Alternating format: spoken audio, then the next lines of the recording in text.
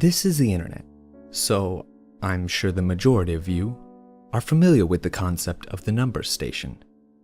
If not, basically, a number station is a radio channel that broadcasts coded messages, usually a voice that speaks a series of numbers which have no immediately discernible rhyme or reason. There are all kinds of theories floating around about what the true purpose of these radio stations could be, from simple tests to make sure the radio frequency is operational, to CIA psychological operations, and beyond. I bring this up because the other day, I encountered someone I've decided to call the Numbers Man. What it is he's saying or doing, I'm not sure, but it's not normal. And I'm pretty sure it's not safe. I live across the hall from Mr. Fisk, a middle-aged man with slightly sandy hair and classically impressive cheekbones.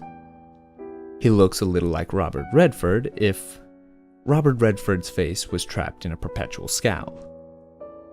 As far as I know, no one in the building has ever spoken to him before. I got his name, Sid Frisk, from the landlady purely out of curiosity. I only know what he looks like because sometimes when I leave the building, I see him peering down at the street, mouthing something I've never been able to make out. Whenever I made eye contact with him, he would shut the curtains in an angry haste. A few weeks ago, I was coming home from work, and I noticed a thin trail of gray smoke emerging from under his door. Concerned, I rapped on his door. "Hello?" I said. "Mr. Fisk?" No answer. "Mr. Fisk, are you in there?" A pause, and then the door swung open. I looked into his kitchen out of curiosity, grotesque with its mounds of unwashed dishes and sundered cardboard boxes strewn across the ground.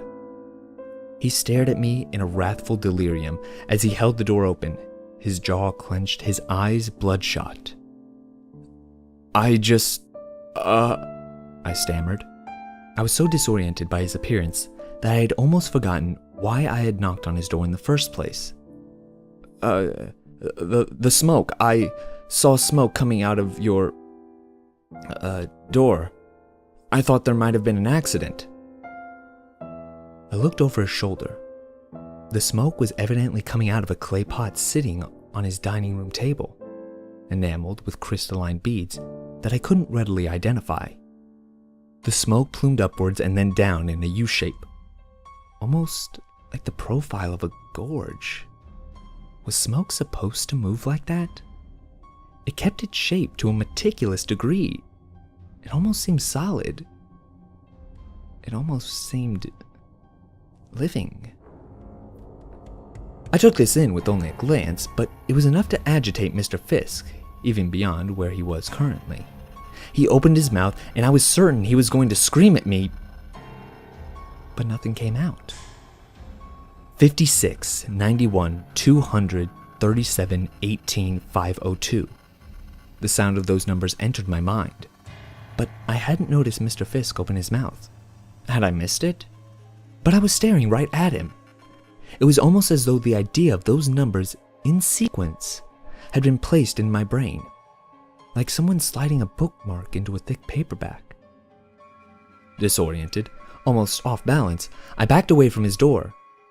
"Well, I guess, I see you're okay, so, no harm done?"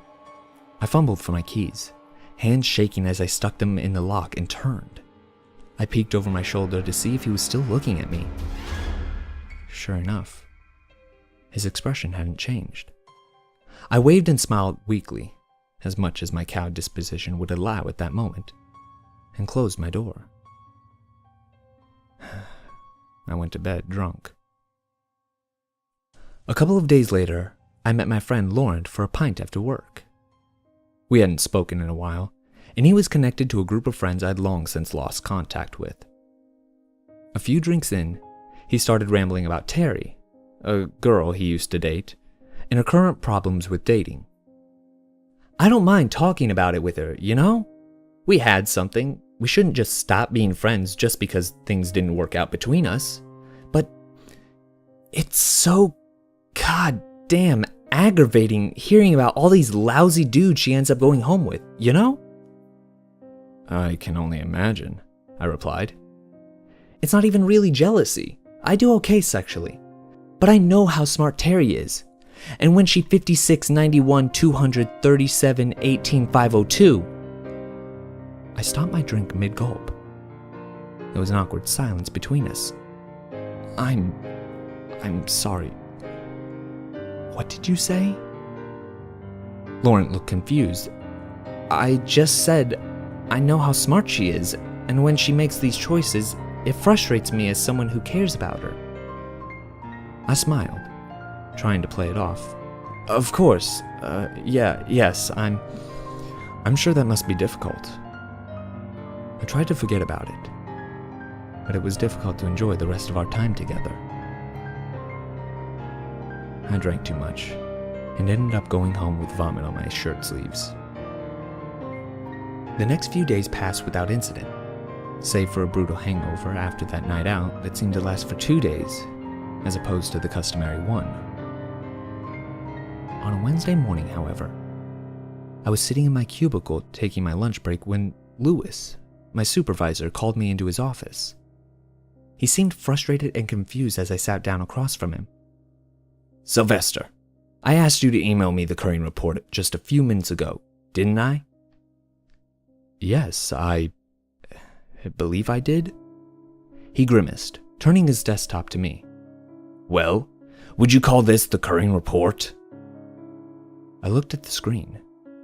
On it was a Word document with no writing, save for a header that read 1, 200, 37, 18, 502 in 12-point font.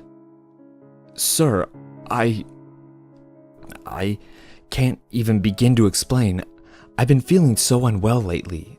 I've had these attacks. Those numbers are... well, I don't know what those numbers are, but... He held up his hand, looking even more confused than he had a moment ago. Jesus Christ, Sly, relax. It's not that big of a deal. Just double-check which report you're sending out next time, okay? If I'd forwarded upper management our Burzin info instead of Curring, it would have made me look like a real asshole, you know? Burzin? What? I looked at the screen again. On it was a Word document outlining all of our current data for Burzin, a mid-range client of ours. I darted my glance back and forth from the screen to Louis and back again. Finally, I composed myself. Of course, Lou. I'll be more careful next time. He didn't seem convinced. You want to take the rest of the day off? No, I'll be fine. Really. Thank you. There's only been one more incident since regarding this sequence of numbers. But given the way these interactions have been trending, I do not expect them to stop, or to get more explicable or less unnerving. I was lying in my bed, attempting to go to sleep. I was in a hypnagogic state between sleep and wakefulness, where the mind is at its least predictable. A part of me was staring at the ceiling above. Another part, separate but occurring simultaneously, was with my sister, whom I had not seen in several years. As I stared upwards, drifting out of consciousness, I felt myself next to the edge of a rushing blue river. I've always been a vivid dreamer, and I could practically smell the moisture on the grass as we walked across it. I remember feeling alert, protective of her. As I felt myself about to enter fully into the world of the dream, the ceiling seemed to crack suddenly. A thick black vein, blacker than even the dark of the room, and so presenting itself as a twisting void, swam across my vision. It was not so much that I heard those numbers repeat, so much as I felt them inside of me, as real and heavy as tumors. I felt deeply unsafe. I tried to move. I couldn't. My consciousness returned to the dream. My sister was younger, only up to my waist, and holding my hand. The river was moving faster. Something was swimming in it. "Start counting," she whispered. I tried to move again. With concentrated, wrenching effort, I found that I could move my jaw ever so slightly. The black vein continued to slither across the ceiling, whipping down over me like a cut vine. 56,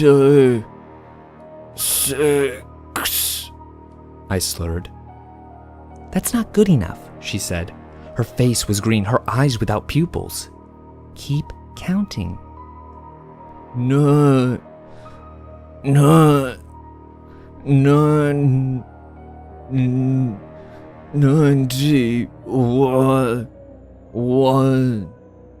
200. "Closer," she smiled, perhaps innocently, but as her eyes melted down her little face like egg yolks, I could not feel anything but horror. "Keep going." 37. "Just a little more."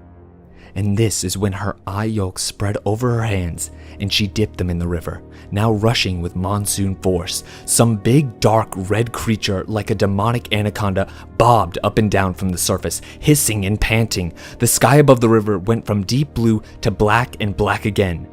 But the vision stayed the same. I saw her and the beast in the river, whether the sky was dark or colored.